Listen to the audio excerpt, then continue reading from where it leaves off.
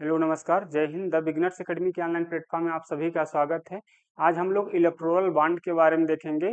अभी हाल ही में supreme court ने इलेक्टोरल बॉन्ड को असंवैधानिक घोषित कर दिया है। तो हम लोग देखते हैं कि जो इलेक्टोरल बॉन्ड होता है वो क्या होता है। जैसे हर एक देश में लोकतंत्र होता है, ठीक ना। कहीं पे मजबूत लोकतंत्र होता है और कहीं पे कम। जैसे पाकिस्तान में अभी 10 दिन हुआ है चुनाव हुए वहाँ पे, लेकिन प्रधानमंत्री का अभी कोई ये नहीं हो पाया है। तो हाँ, नाम मात्र का लोकतंत्र है, लेकिन भारत जो है विश्व का सबसे बड़ा लोकतंत्र है, ठीक ना। यहाँ पे जो निर्वाचन आयोग होता है पूरे निष्पक्ष तरीके से यहाँ पे इलेक्शन होता है। तो जहाँ पे लोकतंत्र होता है वहाँ पे राजनीतिक पार्टियां भी होती हैं। भारत में बहुत सारी राजनीतिक पार्टियां हैं, क्षेत्रीय राजनीतिक पार्टियां और राष्ट्रीय राजनीतिक पार्टियां, ठीक ना। तो जो राजनीतिक पार्टियां हैं वो तो कोई काम करती नहीं, वो उनको दान के रूप में जो फंड मिलता है उसी से वो अपना जो प्रचार होता है इलेक्शन के समय में वो प्रचार उसी से करती हैं। ठीक। तो पहले क्या था कि लोग पैसे मतलब कैश के रूप में पार्टियों को, राजनीतिक पार्टियों को चंदा देते थे।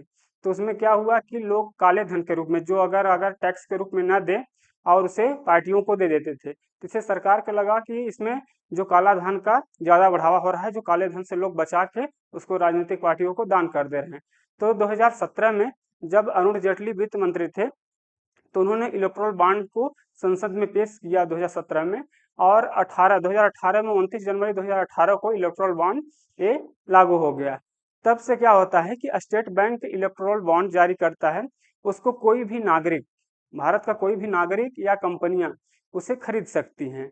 और वो इलेक्टोरल बॉन्ड होता क्या है, वो होता है 1,000, 1,000 रुपए, 10,000, 1 लाख, 10 लाख, 1 करोड़, इतने का होता है, ठीक ना।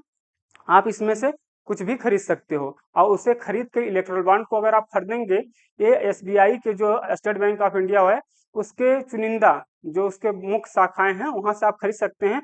और इसे किसी भी राजनीतिक पार्टी को आप दान दे सकते हैं, बशर्ते एक उसका ये नियम है कि जो राजनीतिक पार्टी को आप दान करोगे वो पिछले लोकसभा या विधानसभा चुनाव में 1% वोट पाई हो, 1% या उससे अधिक वोट पाई हो, ये इसका ये है।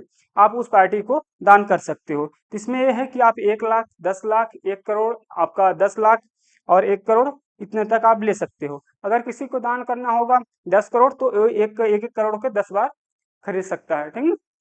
और इसको राजनीतिक पार्टी को दान दे सकता है। लेकिन क्या हुआ कि इस पर एक एडीआर है, एजेंसी है, गैर ADR, ठीक ना, एसोसिएशन फॉर डेमोक्रेटिक रिफॉर्म, एक गैर लाभकारी संगठन है। क्या है? गैर लाभकारी संगठन। इसकी स्थापना 1999 में हुई। कब हुई? 1999 में हुई। ये क्या करता है? लोकतंत्र को मजबूत करने का काम करता है, ठीक ना, कि लोकतंत्र में जो निर्वाचन होता है वो निष्पक्ष तरीके से हो रहा है कि नहीं हो रहा है, उसमें जो राजनीतिक पार्टियां हैं वो पैसे का किस तरह से इस्तेमाल कर रही हैं, इसको ये देखता है, ठीक ना।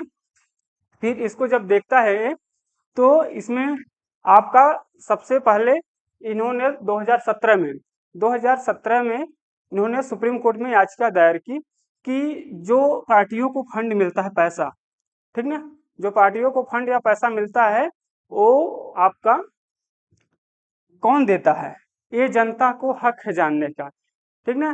तो इन्होंने याचिका सुप्रीम कोर्ट में दायर की 2017 में। ठीक, जब ये बना तभी 2017-18 में। फिर इसके बाद मार्क्सवादी समाज पार्टी है एक ठो, मार्क्सवादी, उन्होंने भी याचिका दायर की थी।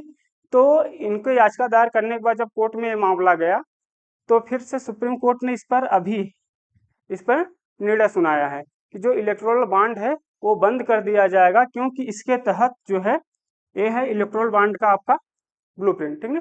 जो इलेक्टोरल बॉन्ड है उसके तहत लोगों के जो आपका सूचना का अधिकार है उसका हनन हो रहा है। कैसे? कि जैसे कि जो आपकी राजनीतिक पार्टियां हैं वो उन पर लोकतंत्र के द्वारा, मतलब जिस जिस देश में लोकतंत्र है वो जो राजनीतिक पार्टियां हैं सरकार चुनी जाती हैं तो लोगों के द्वारा चुनी जाती हैं, जनता के द्वारा चुनी जाती है।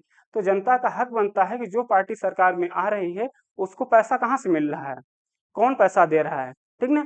और इसमें ये भी होता है कि बहुत सारी जो बड़ी कंपनियां हैं वो किसी एक विशेष पार्टी को बहुत ज्यादा पैसा देती हैं, ठीक ना। और उसमें क्या होता है कि फिर वो जब सरकार उसकी बनती है फिर दूसरी जो कंपनियां हैं उसको इग्नोर कर दिया जाता है, जो पार्टी से ज्यादा, जिस पार्टी से ज्यादा चंदा मिलता है उसको ज्यादा तवज्जो दी जाती है। अगर जैसे इसमें क्या है कि ओनली भारत के ही नागरिक और भारत की राजनीतिक आपकी जो कंपनियां हैं उसको दान कर सकती हैं। जैसे अगर कोई चीन की या अमेरिका की कोई कंपनी है और भारत में लगी है, उसकी एक छोटी कंपनी, उसकी भारत जैसे बहुत सारी कंपनियां, भारत की बहुत सारी कंपनियां विदेशों में हैं और विदेशों की बहुत सारी कंपनियां भारत में हैं, तो भारत में जो है तो वो सरकार को फंड दे सकती हैं इलेक्टोरल बॉन्ड खरीद करके। अब जो सरकार की कंपनियां जो सरकार को इलेक्टोरल बॉन्ड के तहत पैसा देंगी, ठीक ना, तो वो आपका अपना काम भी कराएंगी, पैसा देंगी तो अपना काम भी कराएंगी, ठीक ना। तो इसके तहत क्या होता है कि अगर आपका अमेरिका की या रूस की या चीन की कोई भी कंपनी यहाँ सरकार को फंड दे रही है तो इसके हिसाब से काम भी होगा। अगर मान लीजिए वो सरकार यहाँ पे सरकार में आ जाती है तो वो उसी के हिसाब से कुछ चीजें करेंगी। तो इससे क्या होता है कि लोकतंत्र को खतरा होता है, सरकार के भी जो अंतर्राष्ट्रीय मामले हैं उसमें भी प्रभाव पड़ता है। तो सरकार ने अभी इसको 5-0 से, जो अगर कोई भी संवैधानिक जो आपका कानून रहता है उसको आपको हटाने के लिए, उस पर न्याय मतलब कोर्ट में करने के लिए 5 जजों की टीम बैठती है। तो जो अभी भारत के मुख्य न्यायाधीश हैं DY चंद्रचूड़, इन्हीं की संवैधानिक पीठ ने अभी इसको असंवैधानिक घोषित कर दिया है, ठीक ना, इसको अभी असंवैधानिक घोषित कर दिया है।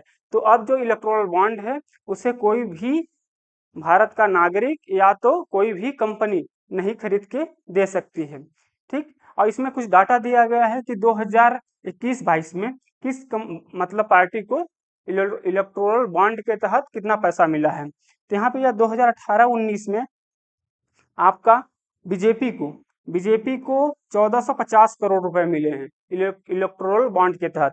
और इसमें फिर इसके बाद आपका तृणमूल को, ये तृणमूल का है, इसको 383 करोड़ रुपए, ठीक। ये इसी तरह 19 का, और ये है आपका 20-21, तो इसमें 2555 करोड़ बीजेपी को, यानी कि जो रूलिंग पार्टी है उसको सबसे ज्यादा इलेक्टोरल बॉन्ड के तहत पैसे मिले हैं। तो अभी सरकार ने इसको RTI के मतलब जो सूचना का अधिकार है, ठीक ना, आर्टिकल 19A के तहत इसे असंवैधानिक घोषित कर दिया है। और जो स्टेट बैंक ऑफ इंडिया है उसे मतलब उसे बोला है कि 13 मार्च तक वो जो भी इलेक्टोरल बॉन्ड अभी तक 2017-18 से जो भी इलेक्टोरल बॉन्ड को अभी तक खरीदा है उसकी पूरी सूचना दी जाए कि किसने खरीदा है और किस पार्टी को दिया है।